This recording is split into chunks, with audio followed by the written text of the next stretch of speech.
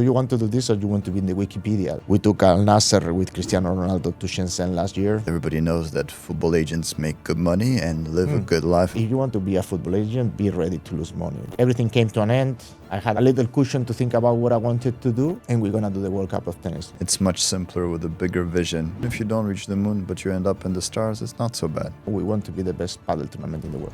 Today we're joined by Ivan, CEO of Gallup. He's bringing the P1 Padel Championship here to the UAE, and he's been building businesses. Very interesting story, from tennis to football to Davis Cup to working with Gerard Piqué to founding businesses with Robert Pires. It's an extreme pleasure to have him today on the podcast, and I hope all of you will enjoy it. All right, Ivan, thank you very much for joining us today. You were a journalist in sports. Yeah. You did football.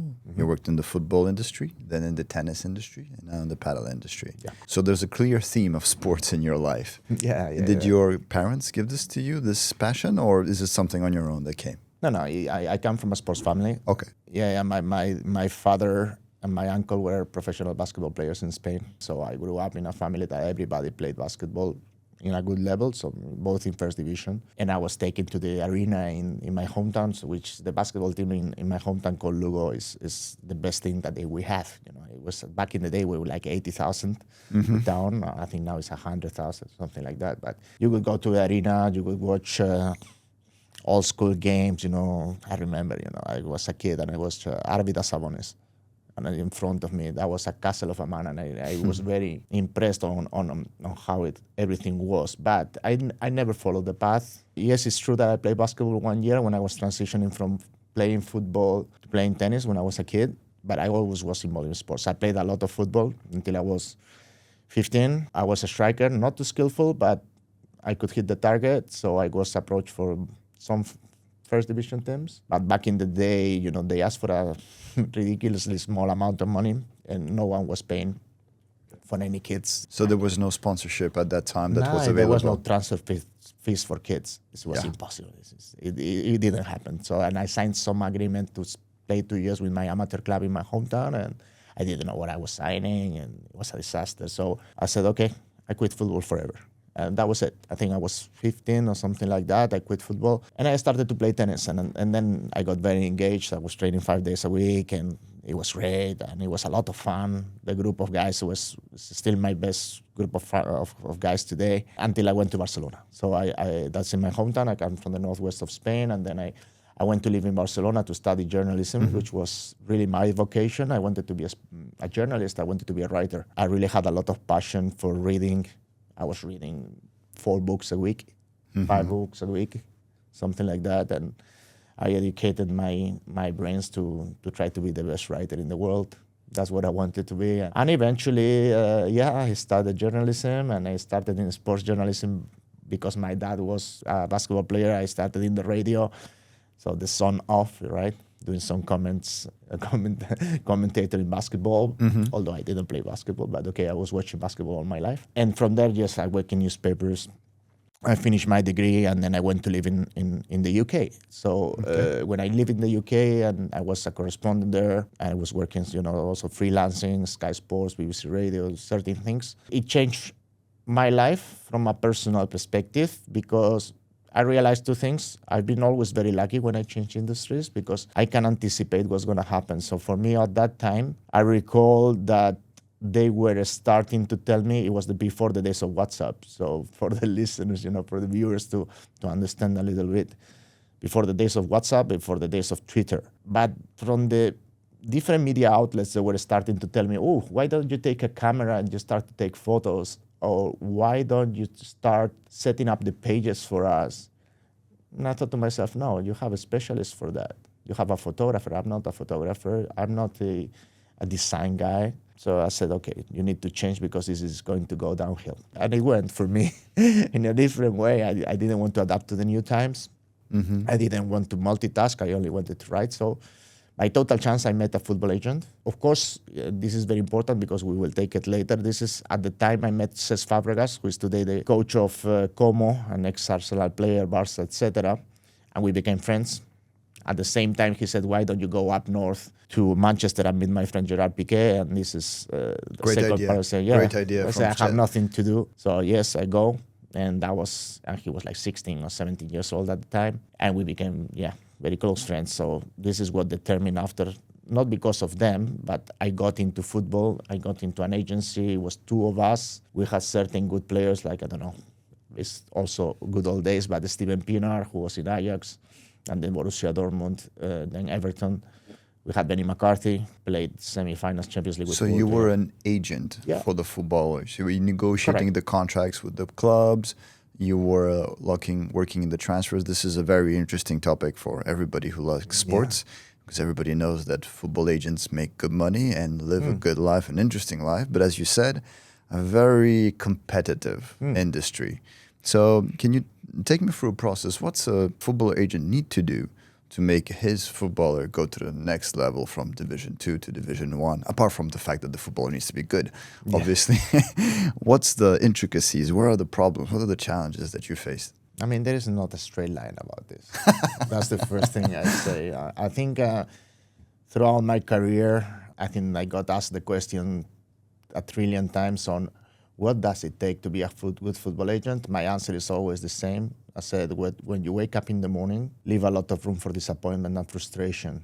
If you learn to frustrate yourself well, then you might become a good football agent. Because it's you're dealing with human beings, and I come from an era of football agency that it was totally different of where we live in now. When I started, I used to send VHS tapes to the clubs, printing CVs. So you can imagine, no GPS to go to the stadiums. Go to Slovenia and try to find a football field with a place they didn't speak English and try to draw a ball on a paper, just where is this, and they were showing, pointing with the finger. So those were the days. Now everything's much easier, much more information. There were less agents, of course. It was a very closed world. I started very young, and it's difficult to break through. Primarily when FIFA changed the rules and opened up that you could be a FIFA intermediary, not agent, without doing a FIFA exam, then it became the Wild West. I think it was the worst mistake by them in a long time. As a matter of fact, they corrected it recently. Now the exam is back. But those years, everybody became an agent. And this is when it became very wild, because at the same time, the technologies, the scouting technologies, all this, the parents, the cousins, all of these family members that wanted to become an agent came into the business, and and then all those old school agents, I don't know, you name them, Mendes, Branchini, the big names, Raiola, were still there, very powerful, Barnett, but there was a new string of them that actually didn't have a massive set of principles. And then it became very complicated. And also, it's a profession that, in my opinion, only a few of them make it. Not many people in the world do deals. There's a very low percentage of people who gets into football agency that do deals. And trying to keep a client costs money. So if you want to be a football agent, be ready to lose money, because when you start with young players, for example. If you start with young players, even if they play in Arsenal or Barcelona or Real Madrid or you name it, you don't make money off them. You don't make money off them because you're investing in the future. Then if they turn 16, 17, 18 and they're a superstar, okay, you make money. But by that time, the bigger agents have been looking at you, and they will make sure that the parents understand that they have to go with them instead of with you. So it's very competitive. There is no rules. There is no gentleman's agreements anywhere. So you need to be tough, resilient, and constant. The only way to keep your clients is to be in front of them, and you want to be in front of them, you need to make a significant amount of money in traveling. You have to sit in front of them. I would say that someone who wants to start from zero, I would recommend not to do it. You think it's too much of a cutthroat environment? I think it's too much of a gamble. Too much risk, not enough reward. Correct. I mean, it's you need to analyze your risk in everything in life. And I think it's too risky to become a football agent. And depending what you are dealing or who you're dealing with, maybe you get paid, you don't get paid. Maybe you are doing your job unbelievable and the player goes away. So that's why, I mean, in 2015, I decided to call it quits because I think I was very burnt by the industry. I didn't want to be babysitting on a daily basis. This is something that you do with a pleasure when you are younger. When you become older, it's something that you don't want to do. It's very hectic. You travel a lot. You're never at home. You sacrifice a lot. And it's true, yeah, that is rewarding. Honestly, I had not maybe Lamine Yamal, but I had Victor Wanyama since he was, 18. And he played the Champions League final. We had Benny McCarthy, who played the Champions League final. I had Christian Pulisic. I took him to his first contract in Borussia Dortmund. So that was one of my last contracts before I quit. Do you still have good relationships with the players? Do you keep relationships? Most of them. Yeah? Most of them, yeah. Most of them. Some other you lose, but most of them, yes. I mean, I was talking to Wanyama last week, for example, and it's like my little brother.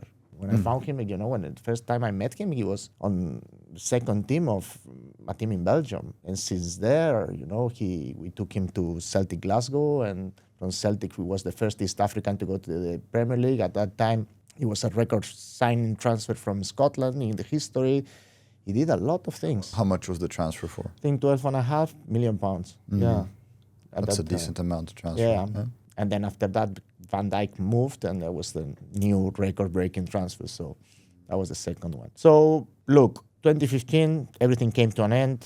I had a little cushion to think about what I wanted to do. And every time I want to change or evolve, I think, okay, first of all, now that I'm happy, what do I want to do? And where do I want to live?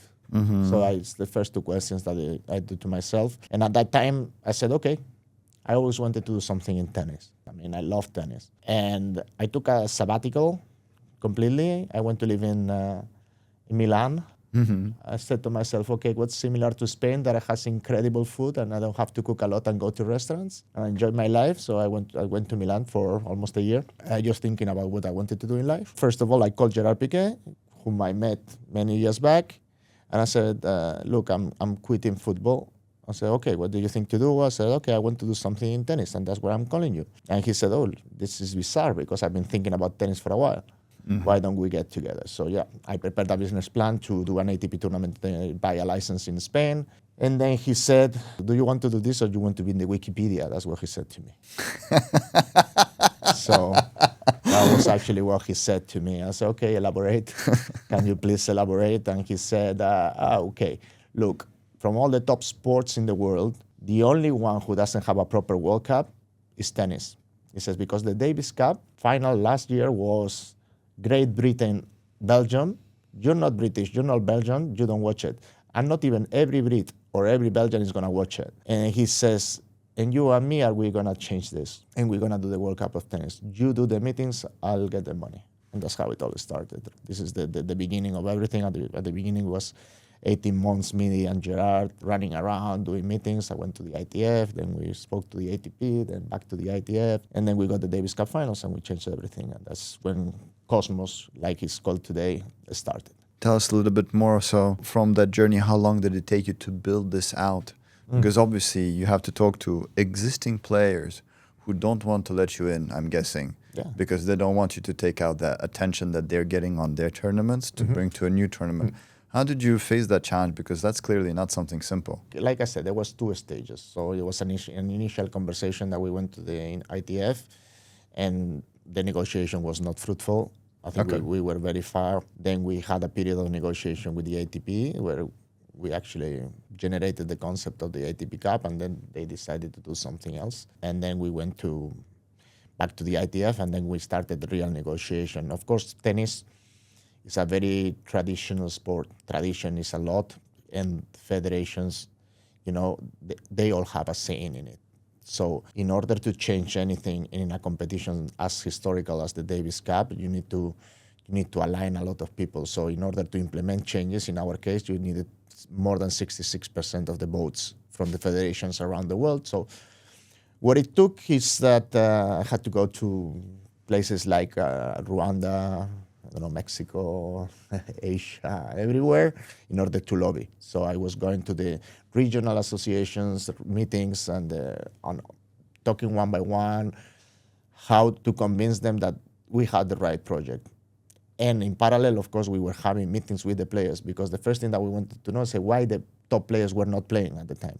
I think everybody forgets now because obviously, fast forward, we will look into it. But at that time, the Davis Cup had 3 sponsors, and honestly, the top players were not playing because they saw it like a hurdle in the calendar. They had to play the 4 weeks. Then playing the 4 weeks, it was too much tennis. And of course, you play for your country. You're passionate about it. You love it. But they needed to play less Davis Cup. The first thing that they said, okay, let's play less weekends, and then we might come, and let's make it better financially for the players, because before there was not so much prize money involved, right? So those were the 2 things that we implemented. But not only that, with the financial agreement that we had with the ITF, or we were offering to the ITF, they were reinvesting that money into all the federations around the world for the grassroots. Because let's not forget that the ATP is the professional tennis, but until you get to the ATP, there's a big path that the ITF covers all around the world, and the local federations that do an amazing job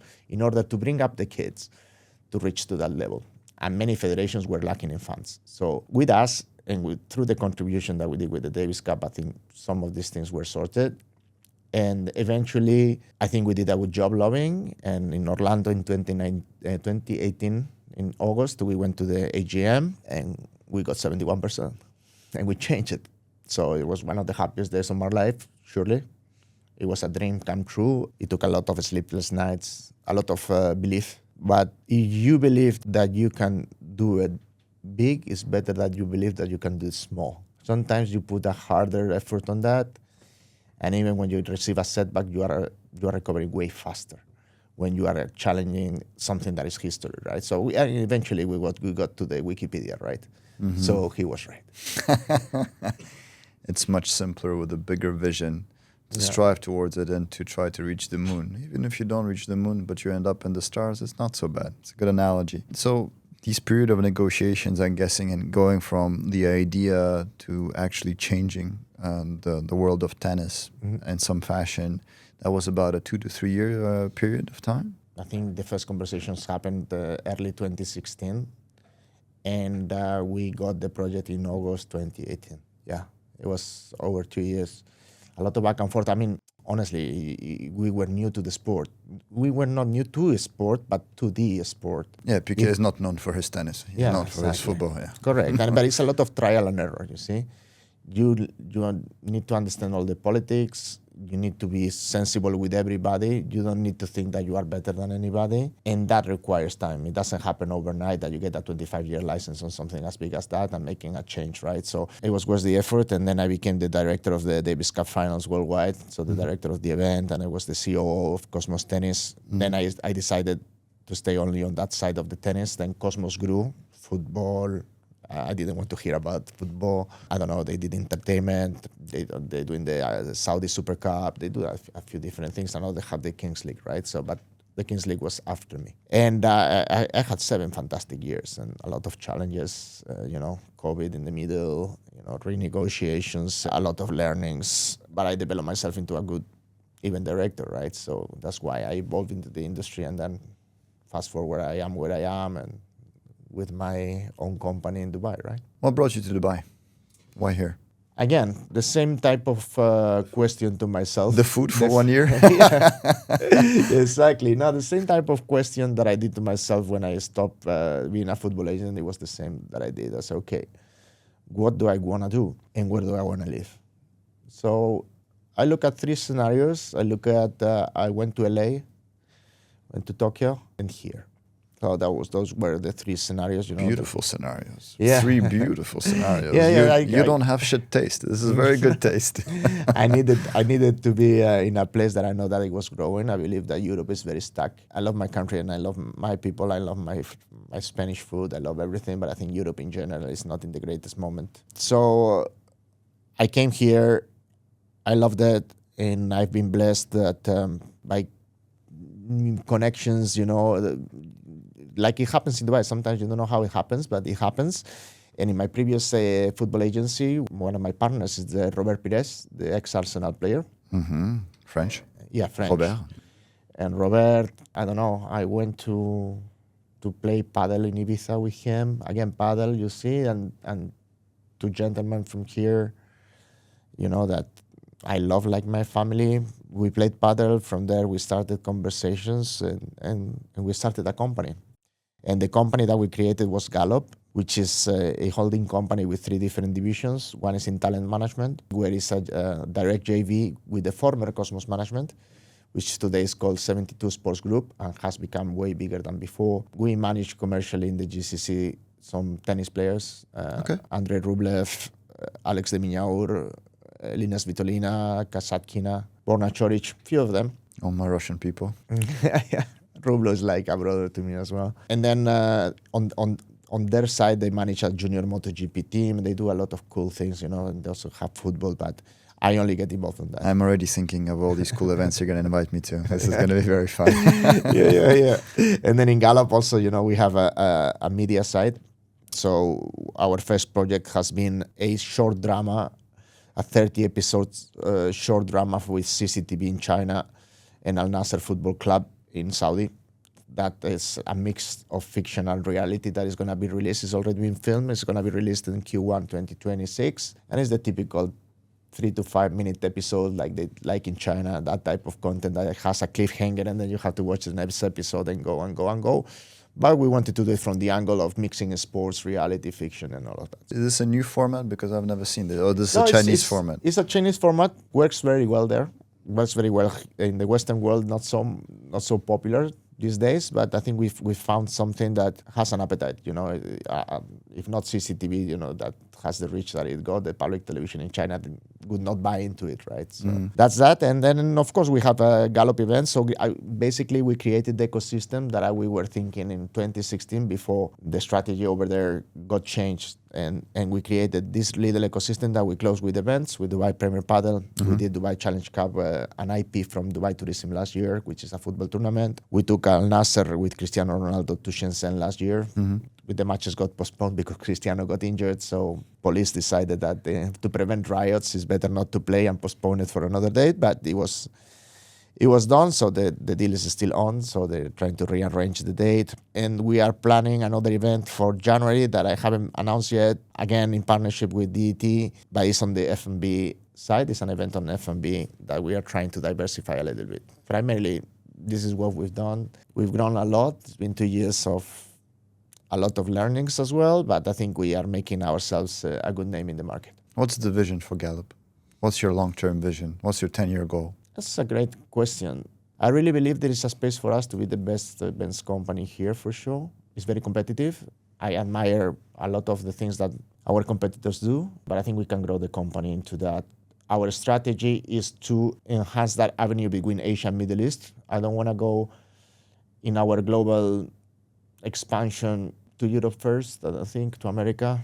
Although, yes, I do have the connections, obviously, but I believe that what we are doing between the Middle East and Asia is very cool, starting with Dubai, then the UAE, then the region, and then Asia.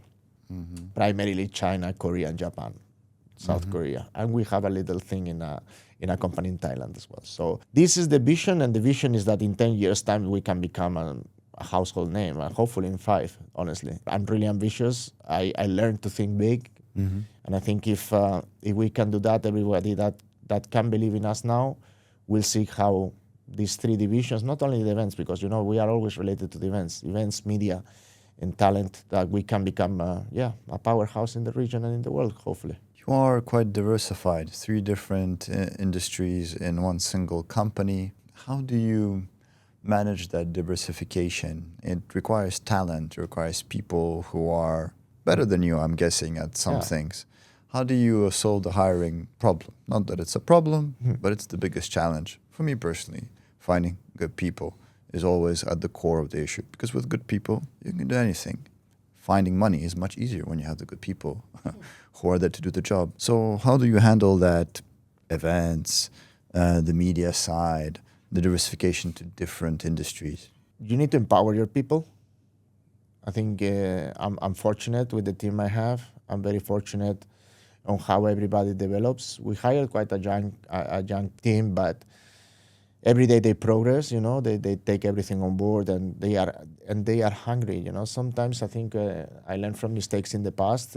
Sometimes you hire certain mega senior people that they are not so willing to actually run the extra mile for you, and And I think my team is the best team I could have. They absorb everything like a sponge. They come every day, even when things go a little bit south. They try to come with a smile, and that's very important. It is true that I actually overlook everything when it comes to the other divisions.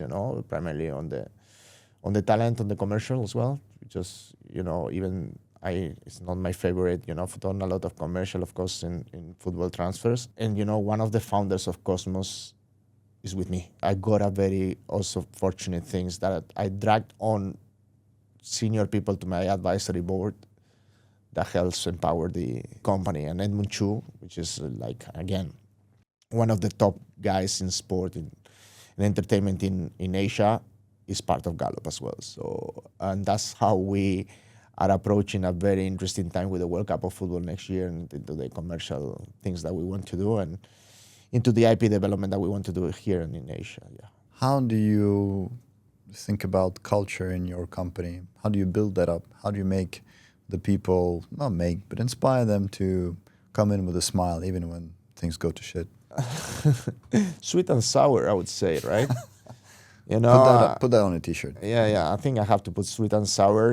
I don't have to be an old person responding to this question, because I need to understand myself first, where I am and where they come from.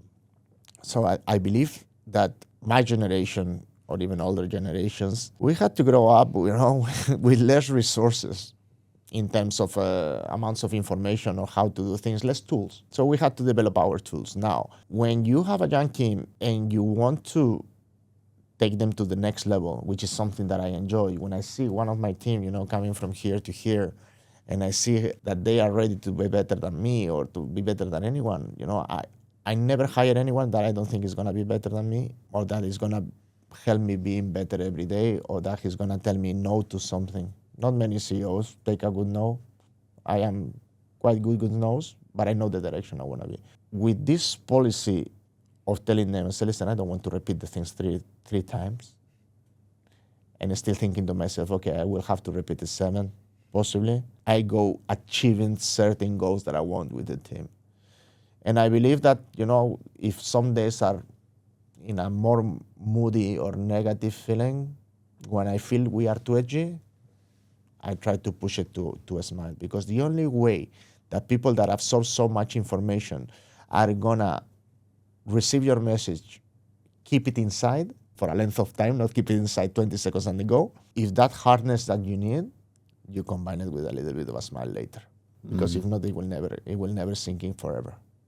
That's how I try every day. Interesting. Is that also a philosophy that you used in your football years? Well, my football years is it's a totally different type of ballgame. In my football years, I used to listen a lot, but in my football years, I had the tendency of having to be ultra aggressive, something that I enjoy. Mm-hmm. I can live comfortably when there's some conflict, because I come from an industry that is a jungle, right? So I'm not afraid of conflict, but I try to avoid it. If it's not critical, I will try to avoid it. And I believe in football, generalizing is always bad, but there's many people that tries to drive you to that situation that you feel the tension. So I would say in my football career, I was much more direct, because if you're not direct, people stamp on you. Here, I try to be more educational, and I have to. You handle teams that are very diverse as well. Mm-hmm. So I don't know, from my team, Tunisia, Spain, Portugal, Tanzania, a little bit of everything. Honestly, I'm proud of how diverse they are, but they all think differently. We have different cultures, different religions. Messaging has to be different for one and the other. You need to understand when one is sad, when one is happy, if there's something going on. You need to have certain intuition. And you cannot be as direct as in football. If you are direct like in football, you lose your patience, you see. And it's interesting. There's a lot of diversity, a lot of different cultures, and they're all melting, doing a melting pot here in the UAE, in Dubai. That's one, I think, of the great things about being in Dubai. The amount of different people that you meet with different point of view and perspectives that do help you build your business. Now that you're in Dubai and you've been building out your business for the last 2 years, if I'm not mistaken, right? Correct. Here. Do you see yourself staying here in Dubai for a a long period of time, or do you see yourself staying here for a short period of time and moving back to Europe or somewhere else, for example? No, definitely. I want to stay here. I might miss a little bit the food, but I think all the rest, balances it out. And I don't think I should be eating that much Spanish food these days, because I'm growing. I believe that this is the place to be. Yeah. I am very happy. People have been very welcoming with me. Locals have been a blessing to me. And the people that surround me and the people that I've been fortunate that are now by my side are people that I think are going to be there forever, regardless of what happens, if the relationship is closer or not. And I believe there is this motivation for the people to keep growing and to not to be moaning all day. That one of the things that I hate about Spain is how people can wake up in the morning and be moaning from 8 a.m. about everything. Oh, the weather. Oh, my work is this is that. So listen, if you keep crying, you're not going to evolve. And that's something that I don't like. And of course, all the typical things like about security, cleanliness, that are not minor. And for me, Barcelona was a paradise 15 years ago. When I arrived in 1999, it was paradise on earth. And now it's not the Barcelona that it was before. So I can see myself here as long as they want me here. As long as you keep building cool stuff, I'm sure they're going to want you here for a while. So you're here in the UAE to bring paddle to the UAE? I'm trying to contribute to increase the appetite for paddle in the UAE, which is already huge. Since 2013, it was implemented here. Then it kept growing until the pandemic came, and it was a boom. It was the sport that everybody took as their own until where we are today. And yes, we are doing Dubai Premier Padel P1, which is the only stop of the international Premier Padel Tour here, where we will have all the best stars in the world. And look, we are trying to make history for a second year in a row, because last year was the first year that Premier Padel was here, and we did it. Full house on the Sunday, and this year we're going bigger, hopefully better, and another piece of history for us. Oh, fantastic. And so you're bringing Premier Padel here. This is the only tournament in Padel? Because a lot of listeners don't really know about what tournaments are there in Padel. Are there leagues in different countries? Like, what is Premier P1? I would say that, obviously we have to differentiate between amateur paddle, which is booming around the world. I think everybody... I play paddle, so yes, it's booming, yes. So many people know about it, in many different areas around the world, and then the professional paddle. So in the professional paddle spectrum, Premier Padel is the only tour that could be the equivalent to the ATP in tennis. Okay. So Premier Padel is sanctioned by the International Padel Federation. There are 25 stops around the world, and the only stop in the UAE is here in Dubai, and in the P1 category. So for those who don't know paddle but who know tennis a little bit more, it's like an ATP 1000. It's a mandatory event where all the best players in the world, in our case 254 players, male and female, will come here in Dubai to be crowned the champions of Dubai. Fantastic. And is it the same tournament like in tennis, where you're going to have your qualifications and then afterwards you'll have your 8 finals, quarter, semi, and then finals? Is it the same final standard? It's exactly the same format. So there is a qualification round that is composed. If you win 3 matches, you're already in the main draw, and then you have a main draw of 64 players, 32 for female, where you start on a Tuesday, you finish on a Sunday. So you start the first round on the Tuesday, you go through different rounds, quarterfinals on Friday, semifinals on Saturday, the final on the Sunday. Fantastic. So paddle has become a phenomenon in the last, as you have said, since the pandemic. I personally got into paddle about 2 years ago. I used to be a tennis player. I played a lot of tennis when I was a kid. At some point, I had the opportunity to go pro, but my mom and dad said, go to school. I was like 9 years old, so there was no debating at that point. No, I want to go to tennis. You were on the losing side, yeah? Yes, I was on the losing side. And I recently got back to playing with a racket. And paddle, I have found, is a sport that is very forgiving, specifically for people who are just starting, very easy to pick up, which is maybe why a lot of people are loving it. And a lot of people say that this is the new golf of business. I have met so many business owners, so many people through the different paddle networks that I go to. What do you think makes this phenomenon of paddle so successful, specifically in the last 4 or 5 years, where he's just, I think there's a court per day that appears in the world right now, something incredible. What is the reason? Because obviously you are now championing the professional paddle, right, as the CEO of Gallup, and what is your opinion on this? I think that there is the biggest factor is what you said. The entry level is very easy, so it's very low, and anyone can play. It's a sport that has a wider range of different ages than other sports, from very young to pretty old, because even when you are older, it's very forgiving, as you say. So even if you don't hit the ball, the ball can hit the glass and comes back to you, you have a second chance, right? You don't play alone, so it's very social. So the moment that you don't play alone and you play with someone, you have the skills actually to have a hobby. That, in these days that everything goes very, very fast, it is important to actually try to engage with your people in the old school way, where you can go and hang out, and padel is always a good excuse. But also I would say that everything's linked.